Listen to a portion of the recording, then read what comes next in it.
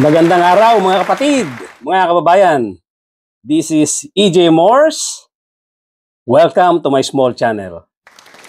Thank you for joining me today. At thank you doon sa ating mga subscribers na mga OFW na naandyan ngayon sa iba't ibang panig ng daigdig para maghanap buhay para sa kanilang mga mahal sa buhay. Thank you so much mga modern heroes.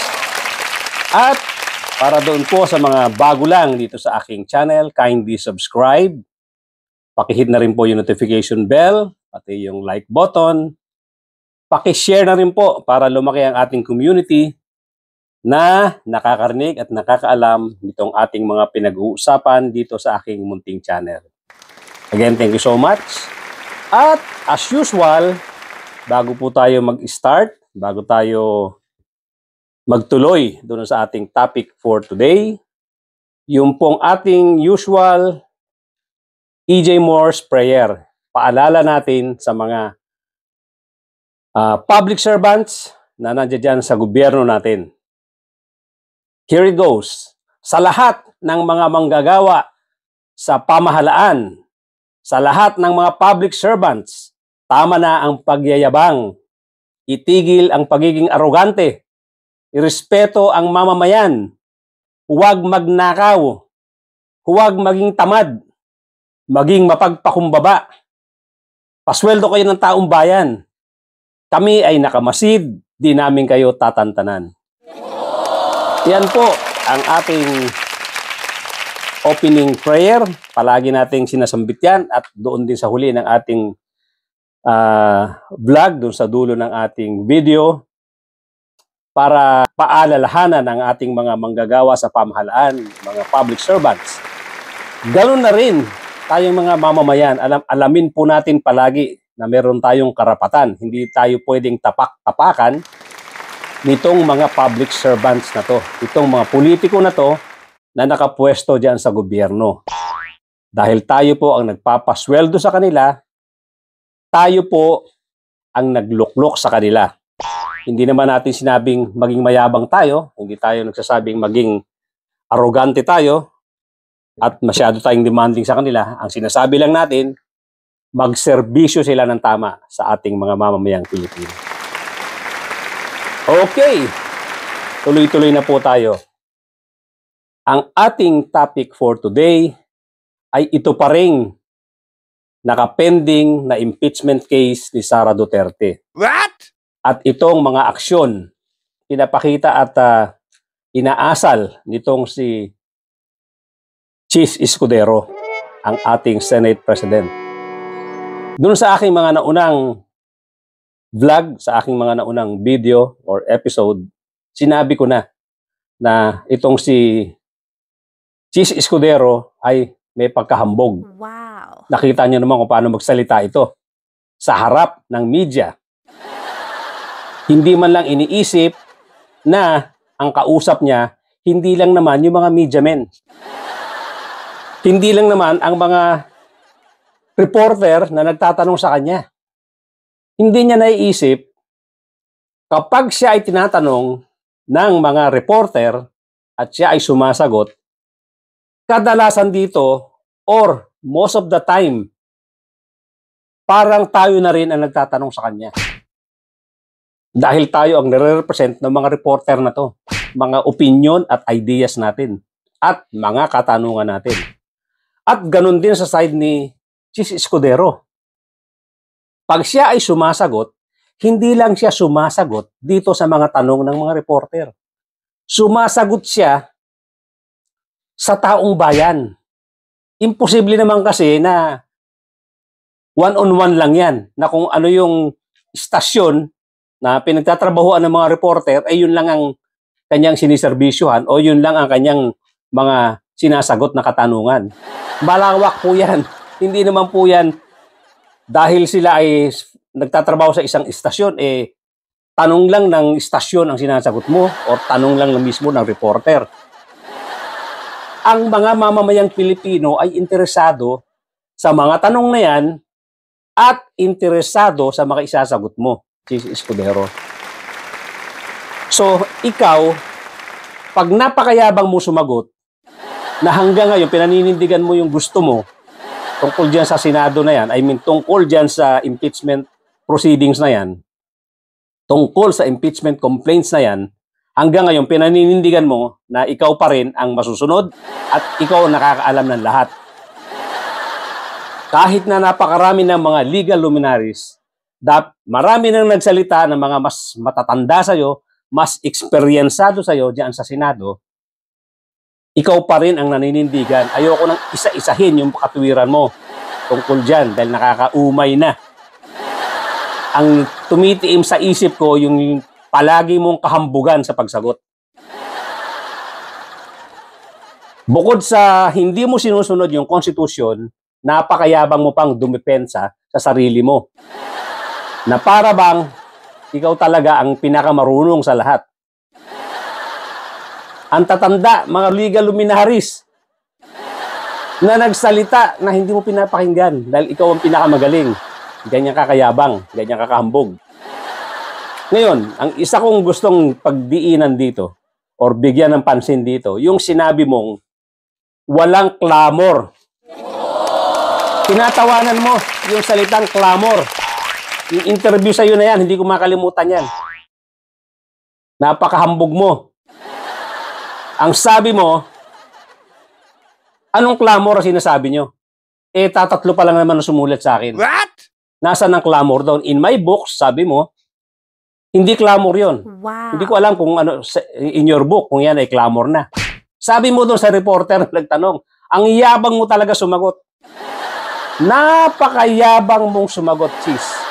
Wala kang humility. Wala kang humility pag nakaharap ka sa media. Kaya lalo kang nakakainis.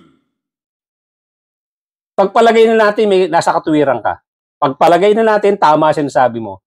Pero hindi ka dapat ganyang kayabang. Hindi ka dapat ganyang kayabang pag sumasagot ka sa media. Dahil kaharap mo ang taong bayan. Hindi lang yung mga reporter ang kaharap mo. Buong sambayanang Pilipino ang kaharap mo pag nagsasalita ka sa media. Naiisip mo ba yan, Mr. Genius? Kaya ako merong E.J. Morse prayer . Paalala ito sa mga katulad mong mga public servants. Wow. Na pinasisweldo ng taong bayan. Pero napaka-arrogante, napakayabang. Ito yung E.J. Morse prayer ko. Walang respeto sa mamamayan. Hindi ka marunong magpakumbaba. Ayan, kasama sa prayer ko yan. Pasweldo kayo ng taong bayan. Lagi kami nakamasid sa inyo. Ito yung E.J. Morse prayer ko. Sapul na sapul ka dito. Kaya nga sinasabi ko assuming for the sake of argument, na tama ka diyan sa mga pinagsasabi mo tungkol diyan sa fourth threat na yan. Assuming tama ka, hindi yan sandata para maging mayabang ka. Hindi yan sandata para magyabang ka sa harap ng mga mamamayang Pilipino. Again, uulitin ko. Pagkaharap ka ng mga reporter, pagkaharap ka ng telebisyon, ng media, kaharap mo ang taong bayan. Kaya magpakumbaba ka.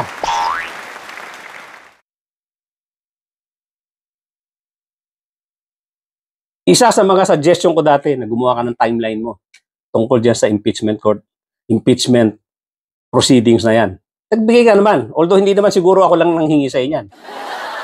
Kaya lang, hindi nawala ang yabang mo. At hindi mo rin binago ang schedule na sinasabi mo. Pinanindigan mo yung gusto mong mangyari. Anyway, balikan ko yung sinasabing nakakainis ka rin dito nung sinagot mo to na walang clamor. Napakayabang mo talaga magsalita. Napakayabang mo talaga magsalita nung time na ini-interview ka at sinabi mong walang clamor. Ngayon, ito, i-debunk kita. Cheese Escudero. I-debunk kita doon sa sinabing mong walang clamor. Ilan ang pumirmang mga congressmen? Ilang mga legal luminaries ang nagsalita na mali ka? Ilang mga senador ang nagsalita na mali ka? Ilan na yan? Ilan? At ilan ang nanindigan diyan sa sinasabi mong hindi yan ang meaning ng forthwith? Ang reference mo pa, yung mga mga luma-luma ng mga jurisprudence. Mga 1930s pa yata, 1940s ang sinasite mo na meaning or ibig sabihin ng forthwith. Napakatagal na nun, Chis Escudero. Ang basihan natin dito, 1987 Constitution. Ginagamit mo yung napakalumang jurisprudence na ilang dekada na ang dumaan na dapat mong balikan or una mong gawing reference. Anyway, ang sinasabi mong, pinagtatawanan mong walang clamor. Again, ilan yung mga legal luminaries, ilan mga senador ang nagsabi, ilan mga senior, mga knowledgeable people ang nagsalita dito sa Pilipinas tungkol sa interpretation ng forthwith. Lahat ay umaayon halos. Hindi ko pa nga naririnig na merong sumusuporta sa'yo tungkol dyan sa stand mo. Wala pa ako narinig. Anyway,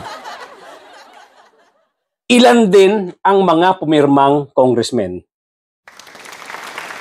Ang huli kong pagkakadinig ay 240. 240 congressmen. Ngayon, dyan pa lang, doon sa mga legal luminaries, doon sa mga senador, doon sa mga pumirma na congressmen, wala pang clamor sa iyan. Wow. 240 congressmen ang pumirma doon sa impeachment complaints. Hindi clamor sa iyan. Oh, no! So, ang tanong ulit, sa dinami-dami na nagsasabi na mga legal luminaries, mga senador, congressmen, etc., na nagsasabi na ang forthwith ay kaagad-agad na aksyon dapat. Pero sabi mo nga hindi.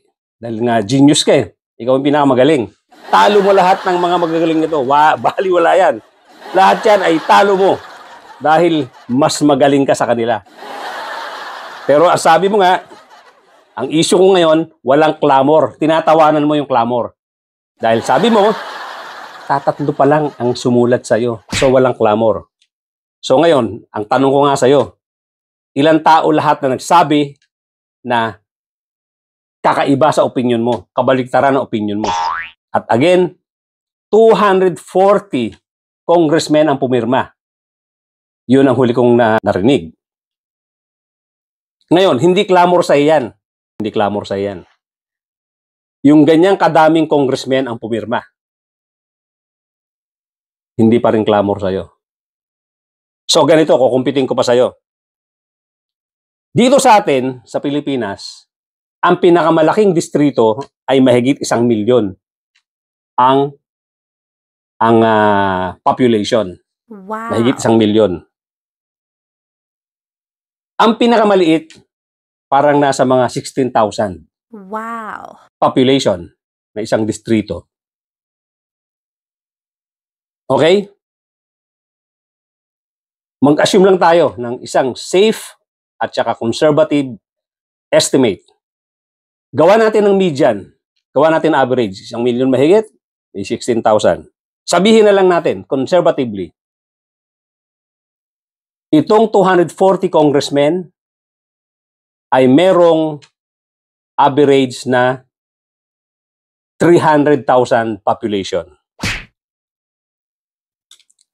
300,000 population. Distrito. Gawin natin 30% botante. Very safe, ha? Napakababa na nito. 30% ng 390,000 people. Aww. Napaka-safe nito. Napakababa ng aking estimate. Para lang makita natin kung gaano kaliit yung clamor. Base doon sa 240 congressmen. 90,000 botantes or 90,000 voters. Average doon sa pinakamataas na 1 million plus 1.2 million something Caloocan area yan. At doon sa Mindanao area, may 16,000 lang na mga population. Kinuha natin 30% yan, naka-arrive tayong 300,000 voters. What? Ngayon, kinuha ko, 300,000 population, kinuha ko yung 30%, 90,000 voters. Ngayon, 90,000 voters, average doon sa 240 congressmen, assuming na meron silang na 90,000 voters, voters, kalahatiin na lang natin. Kalahatiin natin. Yung 90, of course, is 45,000. 45,000 sumusuporta, assuming sumusuporta sa impeachment. Kada distrito. Kada distrito ng mga congressmen. 45,000 times 240. 10,080,000 voters. Mababa na yan. Very conservative. Okay? Meron kang 10,800,000 voters na sumusuporta dito sa mga congressmen na pumirma dyan sa impeachment case na yan. Hindi pa rin ba sa'yo clamor yan? Conservative estimate yan. Malamang-lamang mas mataas pa dyan. Ano? Ambog. Hindi clamor sa'yo yung 10,800,000 voters. Plus yung mga legal luminaries, yung mga senior citizens na nakakaintindi, knowledgeable people dito sa Pilipinas, na nagsasabing ang fourth wave ay dapat umpisahan kaagad-agad. Kinontra mo lahat yan dahil ikaw ang pinakamatalino. At sabi mo walang clamor. Again, 240 congressmen supported by 10,800,000 voters na sumusuporta dyan sa mga congressmen nila. Natural, representative yan ng mga tao na bumoto sa kanila.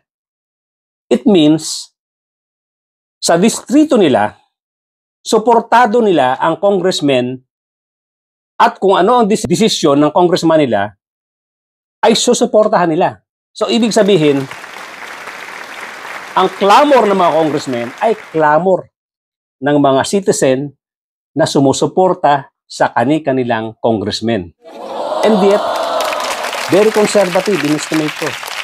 Kinalahati ko lang 30% lang ng mga nung total population ang kinuha ko para maging botante at kinalahati ko.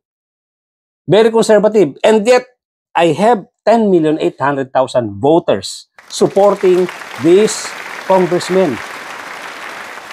Naisip mo ba yon, Chis Escudero?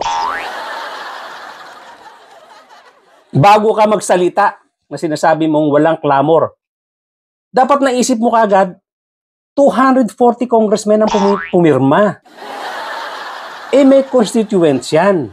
May mga supporters yan. Pag yan pumirma doon sa impeachment, ibig sabihin yan, suportado rin yan ng mga constituents niya, ng mga bumoto sa kanya sa distrito niya. And yet, sasabihin mo, walang clamor. Naisip mo ba yon, Chis Escudero? Genius? Naisip mo ba yung Mr. Genius? Lahat, binaliwala mo. Lahat, hindi mo pinakinggan. Again, ulitin ko sa'yo. 240 congressmen ang pumirma dyan. Plus, yung mga sumusuporta dyan sa kanilang mga distrito. Yan ang may clamor. Wow. Narinig mo, Hambog? May clamor. Actually, narinig ko sa'yo ng isang araw. Iniiba mo ng konti statement mo. Iniiba mo na statement mo. Dahil alam mo, may backlash dyan sa sinabi mong walang clamor. May backlash dyan. Ngayon, may magagather na ng mga signature para kontrahin niya mga sinasabi mong walang clamor. But then again, ito inuunahan ko na. Ito yung clamor na sinasabi mong wala. Although sinabi mo na sa araw nga na hindi ang kilos mo ay hindi magbabase sa clamor. Pero ininsulto mo pa yung clamor. Dahil sabi mo, tatatlo pa lang kasi ang na-receive mong letter. Gamitin mo utak mo, Mr. Clamor. Gamitin mo ang utak mo, Mr. Hambog. 240 congressmen ang pumirma dyan. May mga supporters yan. May kanya-kanyang distrito yan. Representative yung mga congressmen na yan nung mga voters nila, nung mga constituents nila, nung mga botante nila. Kung ano ang kilos nila, suportado yan ng karamihan nung kanilang mga botante. Ngayon sasabihin mo walang clamor. Sobrang ng pagkagaling mo talaga. Sobrang katalinuhan mo, sobrang ka-geniusan mo, pero sobrang-sobra ang kahumbugan mo. Mag-isip-isip ka muna bago ka bubuka ng bibig. Inuuna mo forma eh. Inuuna mo forma. Inuuna mo kayabangan mo. Inuuna mo kayabangan mo. Ngayon, meron nang gagawa ng mga signature campaign na yan. Pero isipin mo muna itong clamor na sinasabi ko. Na sinasabi mong wala. Clamor nung 240 congressmen na pumirma sa impeachment complaints plus yung mga constituents nila na supporters ng mga congressmen na to. 10 milyon mahigit. Na alam ko mas mataas pa dyan. Pagka talagang ginawa natin ng saktong computation yan. Ay, nako mga kababayan. Malas talaga tayo sa ating mga senador. Kaya ingat na tayo sa pagboto itong darating na eleksyon. Piliin na natin yung may mga idealism. Piliin na natin yung mga hindi ginodiyos ang mga personalidad. Huwag na po tayong bumoto ng mga tao na ina-idolize ay kapwa nila tao, kapwa nila politicians.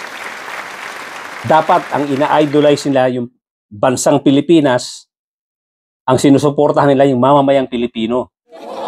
Yung marunong magmahal sa bayan, yung marunong magmahal sa mamamayang Pilipino.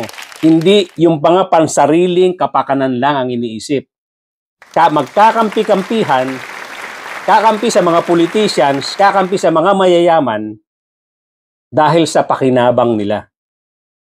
Dahil sa plano nila na habang buhay silang nandiyan sa pwesto nila at habang buhay nilang pagpipiestahan yung pera ng taong bayan. Yan po ang katotohanan.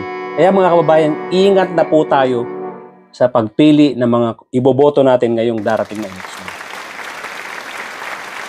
Pumili tayo ng mga ibang mukha. Pumili tayo ng medyo sa tingin natin ay may konting pagmamahal sa... Merong hindi kundi may pagmamahal sa bayan. Yung nakikitaan natin ng honesty, yung nakikitaan natin ng idealism, nakikitaan natin ng pagmamahal sa kapwa Pilipino. Itong mga lumang politicians na walang ipinakita, wag na po natin iboto. Wag na po natin iboboto ito mga dating politicians na wala naman talagang napakinabang ang taong bayan. Walang napakinabang ang taong bayan. Wag na po. Hanggang dyan lang po muna mga kabayan. Thank you so much for joining me today. At doon po sa mga bago lang sa aking channel, kindly subscribe and hit the notification bell, pati na rin yung like button. Share na rin po natin.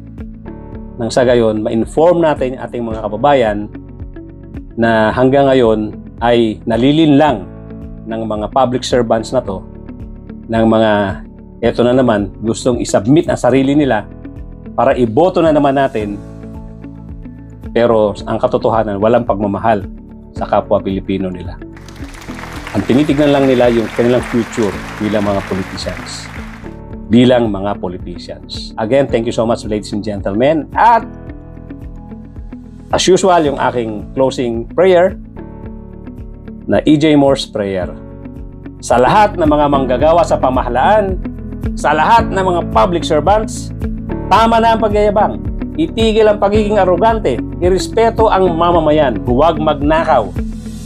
Huwag maging tamad. Maging mapagpakumbaba. Pasweldo kayo ng taong bayan. Kami ay nakamasid, di namin kayo tatantanan. Thank you so much, ladies and gentlemen. At again, I will